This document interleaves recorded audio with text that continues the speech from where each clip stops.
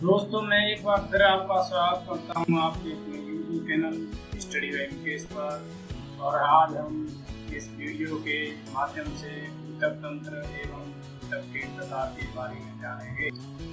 ऊतक को हम दो भागों में पढ़ेंगे। पहले भाग में पादप ऊतक और दूसरे भाग में जंतु ऊतक के बारे में पढ़ेंगे। पहले भाग में हम पादप ऊतक के प्रकार, कार्य और उसकी संरचना के बारे में जानेंगे। ऊतक की परिभाषा। ऊतक का वह समूह जो आकृति, आकार, कार्य, विकास और विचार से समान होता है और उस समूह को ऊतक कहते हैं। और जिस शाखा के अंतर्गत ऊतक का अध्ययन किया जाता है उसे औतकी या हिस्टोलॉजी कहते हैं। और विचार को ऊतक विज्ञान का जनक कहते हैं। ऊतक का नाम सर्वप्रथम दोस्तों विचार ने दिया था। पादप ऊतक।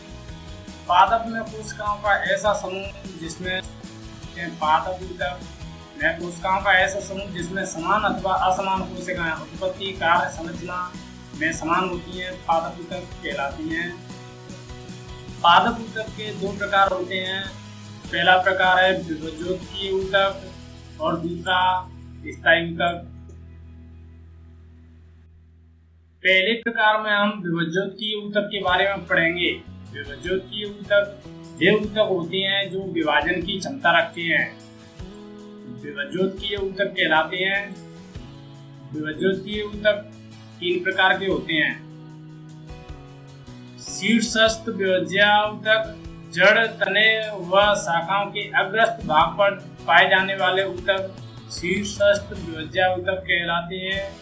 पार्श्वी विभज्य ऊतक सेकेंडरी वृद्धि को संचालित करते तथा जड़ एवं तने के पार्श्व भागों में पाए जाते हैं।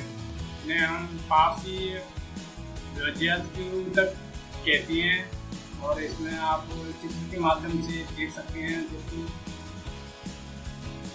तीसरा है अंतर्वेशी विभज्य ऊतक। तिरछी पट्टियों के रूप में शीर्षस्थ प्रवाजी ऊतक के नीचे पाए जाते हैं, जो शीर्षस्थ प्रवाजी ऊतक शेष बचा हुआ भाग होते हैं तथा पौधों के भागों की लंबाई में वृद्धि करते हैं। जो पौधों की लंबाई में वृद्धि करते हैं दोस्तों अंतर्वेशी विभज्य ऊतकों के कारण ही पादप में वृद्धि होती है। पौधों के भागों की लंबाई में वृद्धि करने वाला ऊतक अंतर्वेशी विभज्य ऊतक होता है। और दूसरा है स्थायी ऊतक। स्थायी ऊतक वे ऊतक जिनमें विभाजन की क्षमता नहीं होती है, उन्हें स्थायी ऊतक कहते हैं।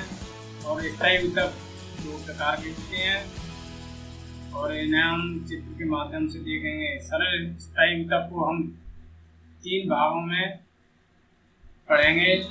पहले भाग मृद ऊतक।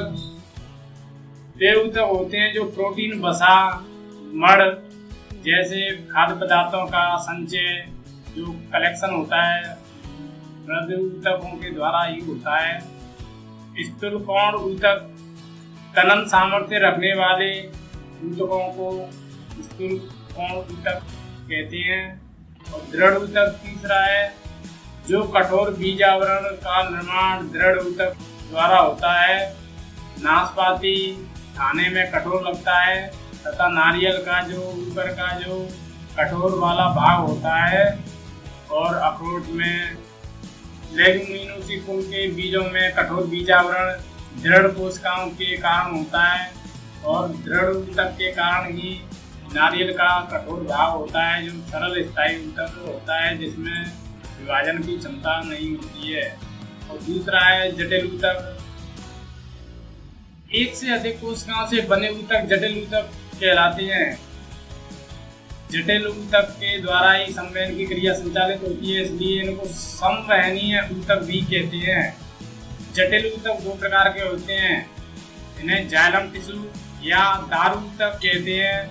जाइलम टिश्यू होते हैं जड़ों द्वारा अवशोषित जल तथा खनिज लवणों का पौधों के अन्य भागों तक संवहन करते हैं दोस्तों, जो जाइलम ऊतक के द्वारा ही किया जाता है।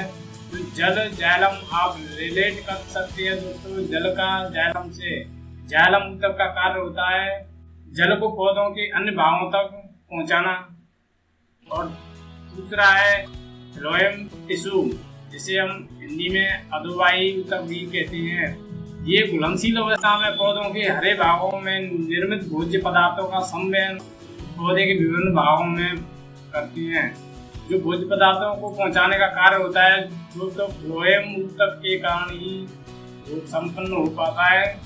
कुछ पादप ऊतक में विशिष्ट ऊतक होती हैं, जो पौधों में विशेष पदार्थों का निर्माण, संग्रह, आवश्यकता अनुसार उनका श्रावण विशिष्ट ऊतकों द्वारा किया जाता है। जैसे तेल का रेजिन, टैनिन, गोंद, मकरंद, एंजाइम, श्लेष्मा, लेटेक्स आदि का श्रावण होता है, वो कुछ विशिष्ट ऊतकों के द्वारा ही होता है। इनमें एक जलरंध्र होते हैं, इनके द्वारा पौधों में श्रावण होता है।